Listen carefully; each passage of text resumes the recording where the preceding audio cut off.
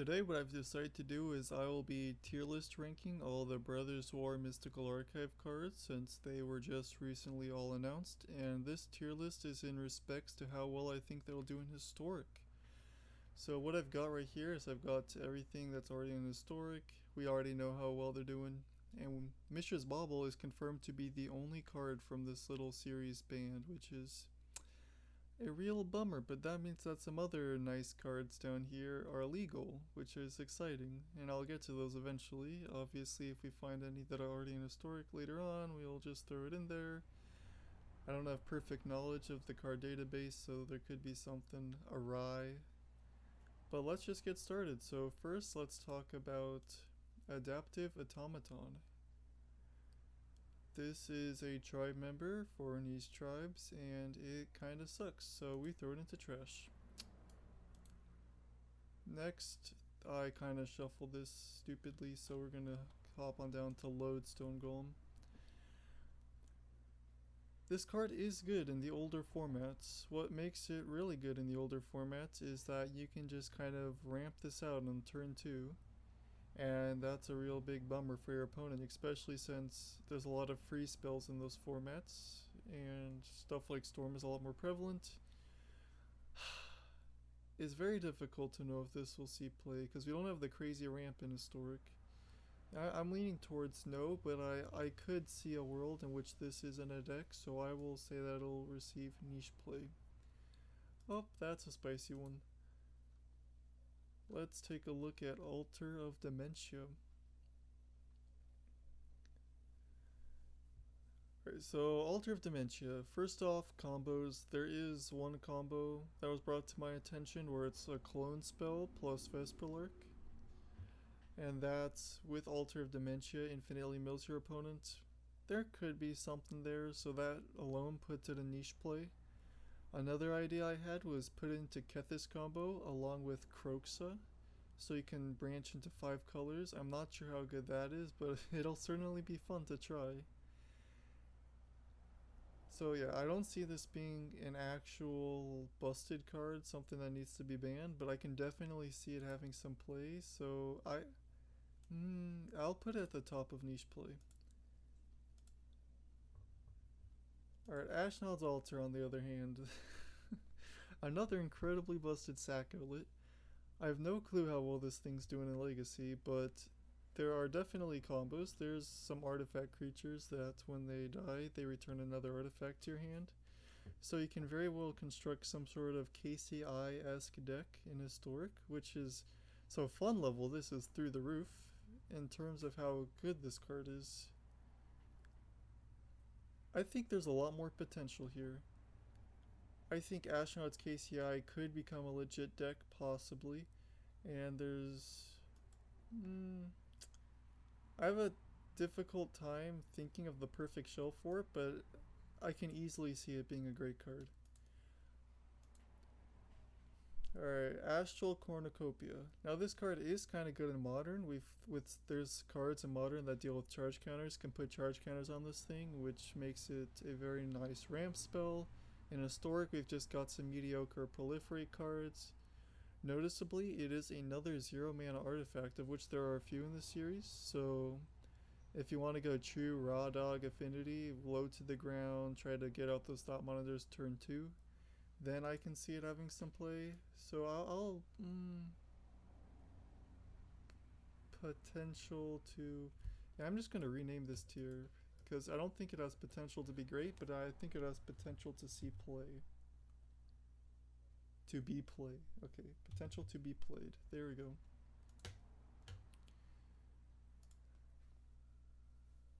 Our next card... Actually, next card we've got Black Blade Reforged. There's not really an equipment deck in Historic right now. However, the one that does exist has a lot of legendary creatures, so it'd be like 2 mana, 3 to equip for like +5/+5. Meh. I'll throw you into trash. Oh, I'm confusing myself here. Bonesaw, Bonesaw, Bonesaw. Yes, Bonesaw.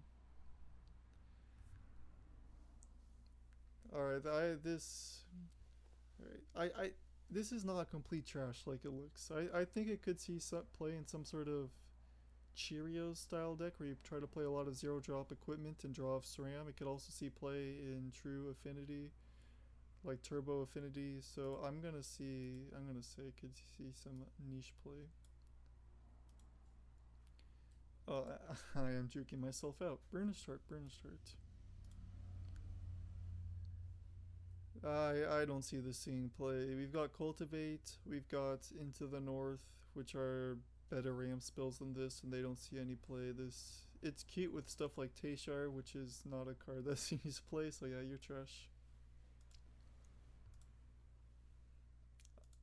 Again, our Door to Nothingness, we know that goes into trash, but it's a hilarious card, and I'm just gonna pull it up for those who haven't read it. One of each mana, sacrifice Door to Nothingness, target player loses the game. What a line of text. It's a fun card, but alright, what even is this? Something Mask or L Square Flask. Now I am not aware of this seeing play in any format. So baseline, it's just 2 mana, draw a card, and you can fix your lands for a turn.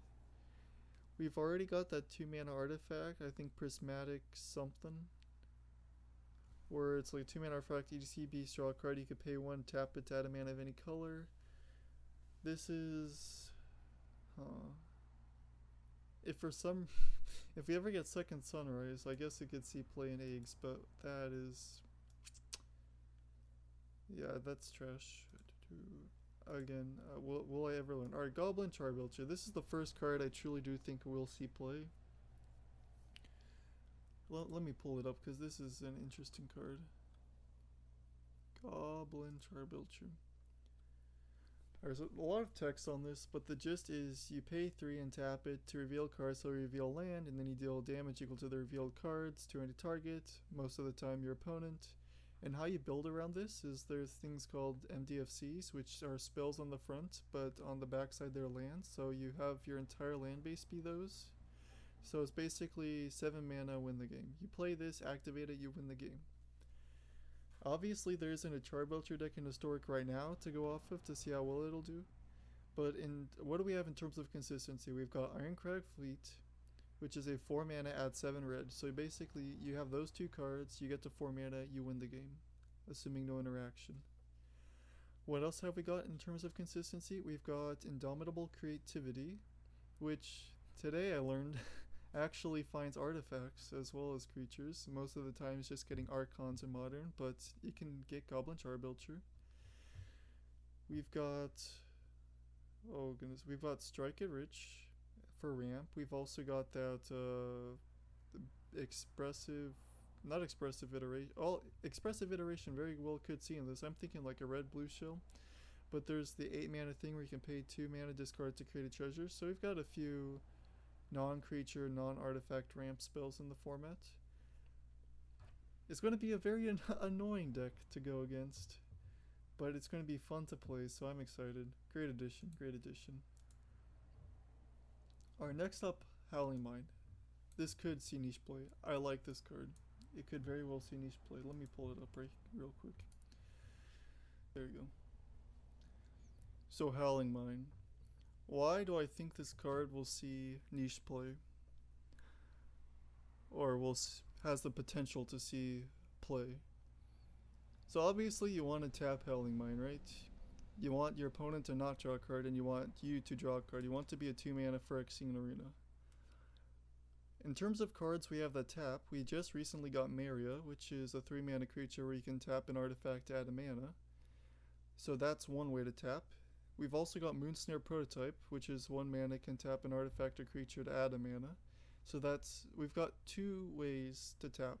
And then we've also got, like War of Invention, which maybe you could play along with this. I guess it finds Howling Mine if you really wanted to. But I think 8 is enough to actually run this. And then if you can actually get that synergy going and you play the long game and you run portable holes and whatnot, this could be a very powerful draw engine, and I'm excited to playtest with it. Let's get on to the next one. Alright, Defense Grid. Ugh.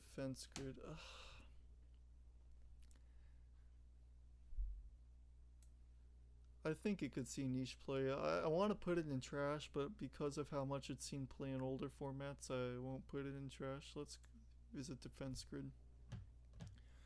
So basically this is your opponents can't play spells on your turn on a 2-mana artifact. So what decks want this to run? Well, in older formats, you just want to be protected against Force of Will and stuff, the free spells. So it's obviously pretty great there. In Historic, you'd want to run this in a combo deck that you don't want to get countered. You could possibly run it in other decks, but you mostly want to run this in combo. Alright, what combo decks are we looking at? Well, there's the Kethis combo deck, but Kethis combo, if they wanted this effect, they'd play Teferi, which is a legendary creature, so it synergizes with everything, and it has an even better line of text if your opponent just can't play spells on your turn, not that they cost 3 more to cast. So wouldn't see play in Kethis combo. Maybe Underworld Breach combo? But then even then, there's not that many counter spells running amok in Historic, so it's a bit Although it could be surprised if like blue-white control starts popping up more, that this is a pretty good answer to it, so I could see it seeing some niche play. Millstone, trash. Let me find Millstone.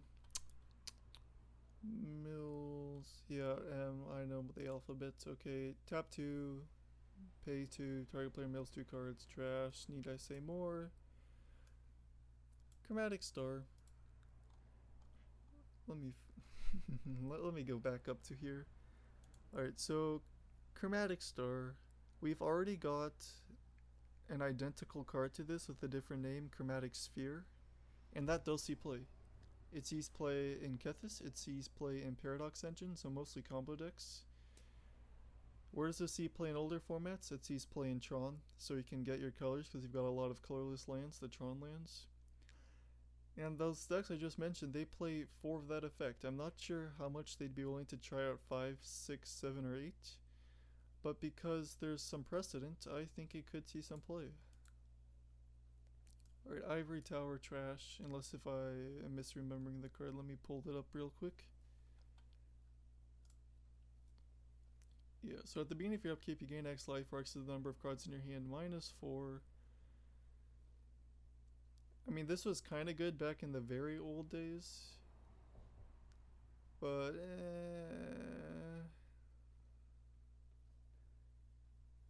yeah, trash. Next. Okay, whatever, tomb, trash. Let me just quickly pull it up. Yeah. 3 mana, pay 2, tap it, draw a card, then discard a card. I thought it was just draw a card. Okay, yeah, this is garbage. Yeah, we've got this kite thing. Let me pull it up. So 2 mana artifact, pay 3, tap it, search for basic land, put into your hand. So the grand total of 5 mana, you can find a basic land and put into your hand. You could have done this for like 2 basic land cycling or that one whatever dig up card. Garbage. Alright, liquid metal coating. This will see play. Let me pull it up. Why will it see play? Well, one reason. We've got Karn, the Great Creator. So it's a planeswalker, and its static ability is your opponents can't activate abilities of artifacts your opponents control, and this can target lands. So right off the bat, it's like, on your upkeep, I make one of your lands an artifact, and you can't use that land this turn. So it's a Rishadan Port effect? Okay. But its +1 is target artifact becomes an artifact creature with power and toughness equal to its mana value. So you make your opponent's land an artifact, and then you +1 on the land, and you destroy the land, and you can do that every single turn, and you put this in your sideboard because Karn's -2 says you get an artifact from outside the game. Well, you just fetch liquid metal coating every single time, and you destroy their lands, and your opponent's not having fun, but you are, and this basically goes in every single Karn Wishboard, I want to say. Alright, next one. Yeah, I think Mesmeric Orb can see some niche play. Let me pull it up. Alright, so what decks would want to run this? Well, first off, Dredge, that's not really a deck. However,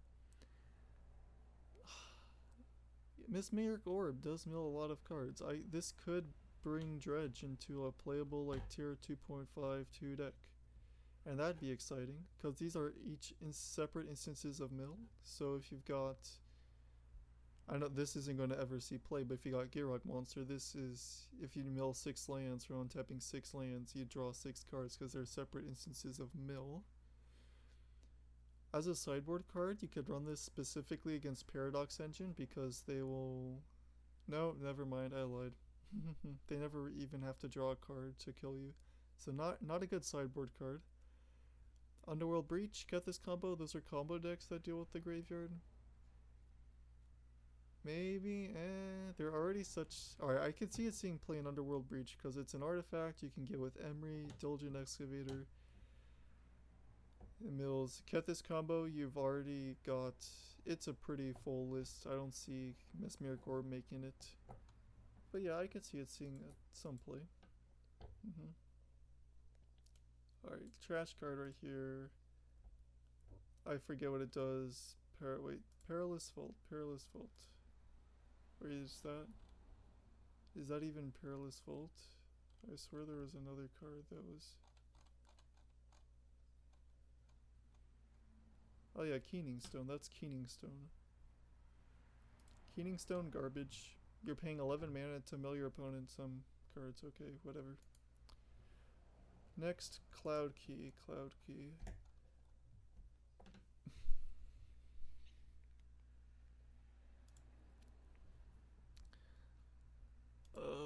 I'm gonna put it at the bottom of niche play. Where'd it go?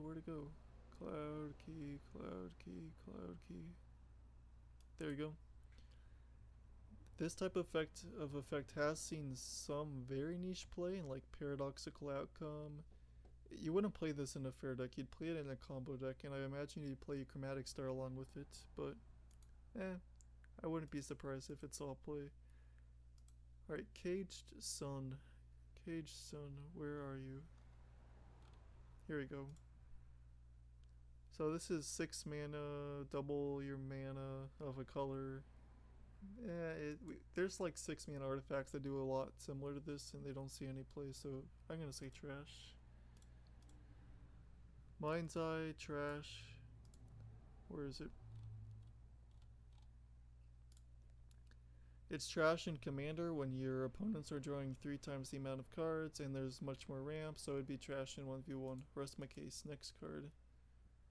Now we're on to Perilous Vault, which I think is already in the game. Yeah. Okay, next one. Whatever the heck that is. Let me try to. Alright, Phyrexian Processor. Death Shadow is in the format. That's not to be discounted. There's already cheaper ways to pay Infinite Life. Yeah, I'm gonna put it in trash. Although it seems like a very fun card. I'd be down to try it.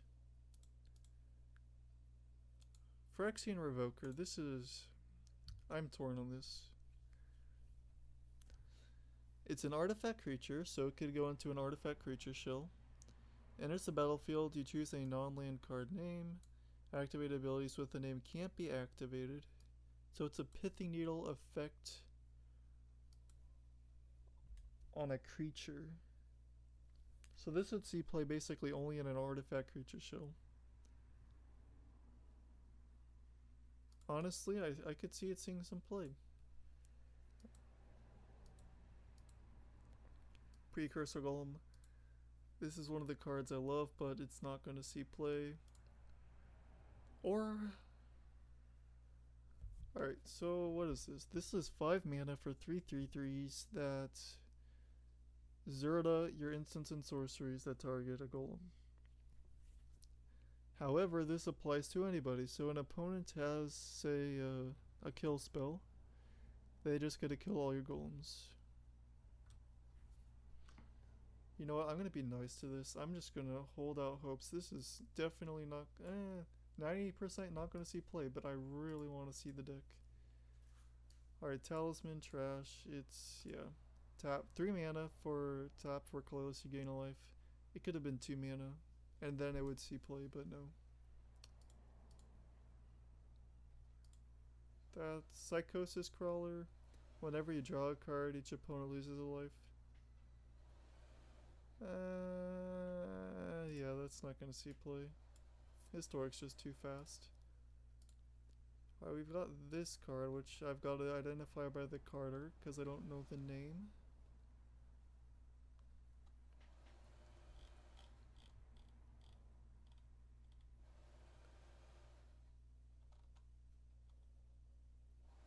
There you go. Runechanter's Pike.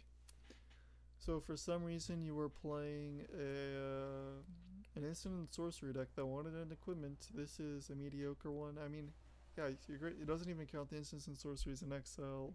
You've got creatures that just have this line of text on it. I am unimpressed. Alright, this is going in the trash. Quicksilver Amulet, I think is what it's called, yeah. I mean, a Reed's kind of good. 4 mana artifact, pay 4 to put a creature from your hand onto the battlefield. But we've got Monster Manual, which is this, but only 2 mana to tap. Although it's only sorcery speed because of the nerf, it doesn't see any play whatsoever. So yeah, and there's already more consistent ways to get creatures out. Like the reanimation is a much better route if you want to go down there. What is that card? What is that card? Let me find that.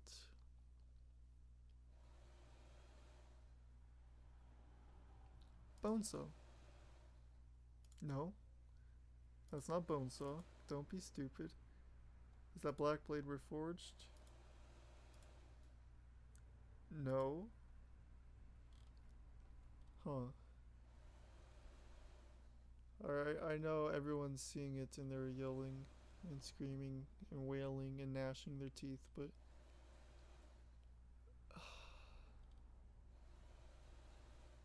there we go. Quiet as Spike. 3 mana, equip creature has death touch when it deals combat damage to a player. That opponent player loses half their life, rounded up. Trash, but cool line of text. Ramos Dragon Engine. It's a sick card. I really do like it. So if you were to play your Door to Nothingness deck, you'd play Ramos Dragon Engine to try to get that mana. Or I guess if you wanted to go the World Tree, you can get that mana.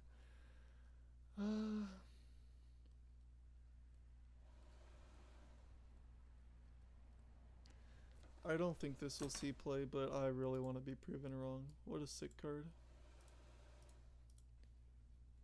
Alright, next up we've got whatever that card is. Alright, Self-Assembler. So it's a 5 mana 4/4 that enters the battlefield. You search for another assembly worker. That's... who knows how good that is. I mean, there's not really good assembly workers right now. There's no assembly worker tribal deck. So I guess the thing with this card is you try to search for itself again, and then it's kind of like that angel. So you know what? If you have like a tiny bit of a toolbox, I could see it seeing some niche play. I thought it was trash at first, but now reconsidering, I think it could see some play, but that's kind of hopeful. Alright. Semblance Anvil. 3 mana artifact, imprint a card. Spells that you cast that share a type with the exile card cost 2 less to cast. You go down 2 cards, but you get a 1 more mana discount. I'll put it right next to Cloud Key. I think there's slightly more explosive potential, but I think it's also more likely to not see play because the 2-for-1's pretty bad, but oh well. What's next? Something with a golden shield. Sigil of Valor. Whenever equipped creature attacks alone, it gets +1/+1 for each other creature you control.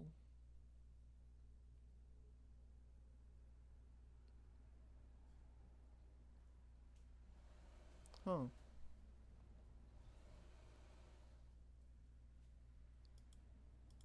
I don't think it'll see play. Although it could very well see play. That's why I'll put it at the top of trash. Alright, Springleaf Drum. We've got our third will see play card. Springleaf Drum, Springleaf Drum, Springleaf Drum. Where are the... there you are. Alright, so this is... we don't have Memnite, so we don't have 8 0-cost creatures that you can really ramp with this on turn 1. We do have Ornithopter. there are lines where you can like play Springleaf Drum, Ornithopter, Emery, Moonsnare Prototype, Retrofitter, Foundry, all on turn 1, which is kind of very disgusting, but very lucky. It's 100% going into the artifact deck. It's like almost a better Moonsnare Prototype. It's probably better in most instances, so it's at least replacing that a tiny bit. So it's 100% sees play in Affinity. I'm not sure where else it would see play, but it's going straight into Affinity, which means it will see play. And I'm very excited to play with that. This was one of the cards that I've been wanting in Historic for a very long time. Ever since the artifact lands got introduced, this was the next step to my Affinity Dream Deck. Staff of Domination. I'm gonna say niche play, and I'm gonna explain why once I find the staff. Alright, what are the modes we care about? 5 mana draw a card's rough. 3 mana untap a creature. That's the one I'm holding out the most hope for. 3 mana. So right off the bat, if you have a lot of mana or infinite mana, ideally, this is your payoff. We've already got Retrofitter Foundry as a mana sink, so I don't think it's going to take up that role, but the 3 mana untap target creature. We've got some creatures that tap for multiple mana. We've got some of the walls, which is albeit a pretty niche deck. We've got Selvala, Heart of the Wilds. I think that does what I think it does. Yeah, so any creature that taps for more than 4 mana, you get infinite mana and then you win the game. So this plus creature that taps for 4 more mana equals win the game. That's basically the only reason I think it'll see some niche play. Sundering Titan, trash. Where art thou? This does see niche play in Modern. Because in Modern, well, there's Tron, so this goes into Tron, and then there's also a lot of 5-color decks, so it's basically destroy 5 of your opponent's lands. But in Historic, we don't even have fetches, so a lot of the time your opponent will just be running pathways or whatever. So you won't even have good targets for it. You have to choose one of your own lands if you... Well, that's an easy way. You can easily get around that by not playing lands with basic types, but yeah. Once fetches get added, though, I can see that being a better card, or the Tron lands, or both, ideally. Swift Foot Boots. I'll say it can see some niche play. Almost can see almost potential to be played. Let me pull it up. Alright.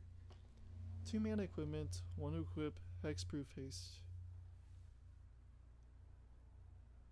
This is, I think, a good addition to the equipment decks. Giving your stuff hexproof means you can only really sweep it, and if your opponent isn't playing blue-white control, then they're gonna have a very hard time dealing with it. The haste is relevant, not only in attacking, but activated abilities, like it could potentially see play in, well, Affinity, because you've got Emery, you can potentially play Oswald. I don't think it's too good, but I'm excited to see where it goes. Alright, Sword of the Meek. Yeah, I'll put it in niche play, although I think this has a real shot at being seen played. So 2 mana, equip creature gets +1/+2, equip 2. That's rough, but whenever a 1/1 creature enters the battlefield, you may return it from your graveyard to the battlefield attached to that creature. Any deck with a lot of 1/1s, specifically Affinity, because Affinity, you've got Sai, you've got Retrofitter Foundry, you've got Ingenious Smith, you've got Esper Sentinel, you've got a ton of 1/1s, and you care about artifacts, and say if you mill a sword with Emery, then that's just free card advantage right there. Maybe it's probably not going to see play in Dredge with like Narc Amoeba, but hey, that's cute. So yeah, I think niche play.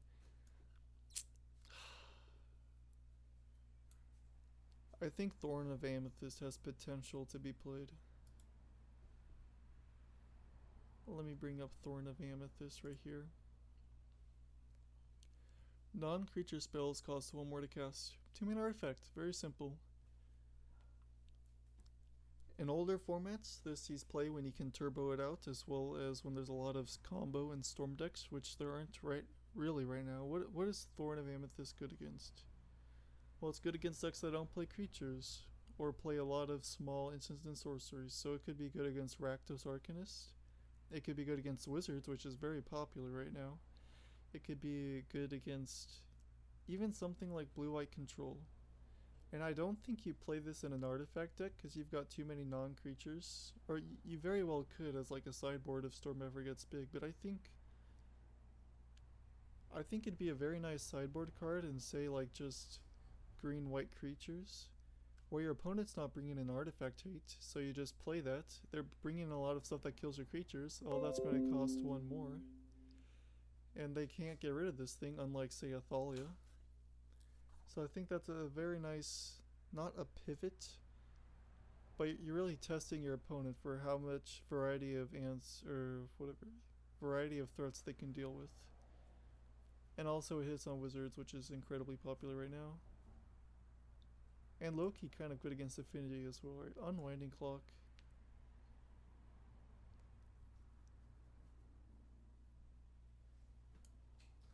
I'm gonna say niche play. Unwinding Clock, let me pull that up right now. Yeah. Untap all artifacts you control during each other player's untap step. So why do I think this will see niche play? Well, we've got some artifact lands. And there's a card called, oh goodness, what's it called? Wilderness Reclamation. 4 mana enchantment. At the beginning of your end step, untap all lands you control. That card's banned. With artifact lands, you've basically got the same exact card, as well as untapping your artifact creatures that attacked, or your artifacts that tap to do something. So say if you got like Carnout and you got Liquid Metal Coating like we just said, I can tap, make your land an artifact, kill it. On your upkeep, it'll untap and it will make another one of your lands an artifact. You can't use that land. And then that's Ultra. That's pretty brutal. Alright, how many artifact lands can you realistically run though? I don't think you can make all your lands artifacts because that's just too many tap lands and you've only got so many untapped artifact lands, but maybe. I can very well see this seeing some niche play. Well of Lost Dreams. 5 mana, do nothing. When you gain life, you can draw some cards. Nope. Or not niche play, trash. Wormcoil Engine.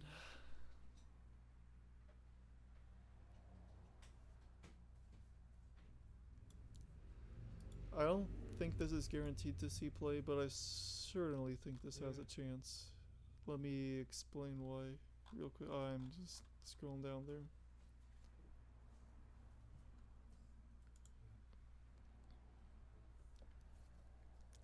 This will see play in any kind of Tron-esque deck, I do believe that. Because what's your... actually, never mind. Forget that thought. This could also see play in Affinity. I was just like... eh. You know, now the more I'm thinking about it, the more I'm losing hope with this.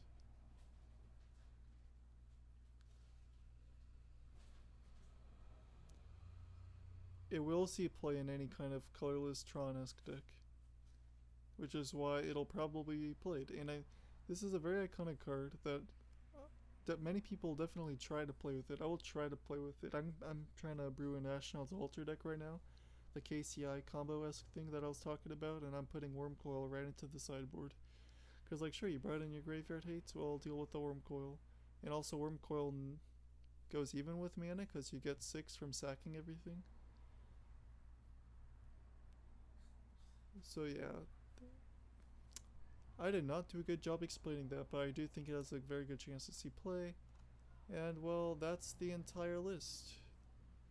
Let me know what you think will see play, let me know what you think is good, and I will end the video right now.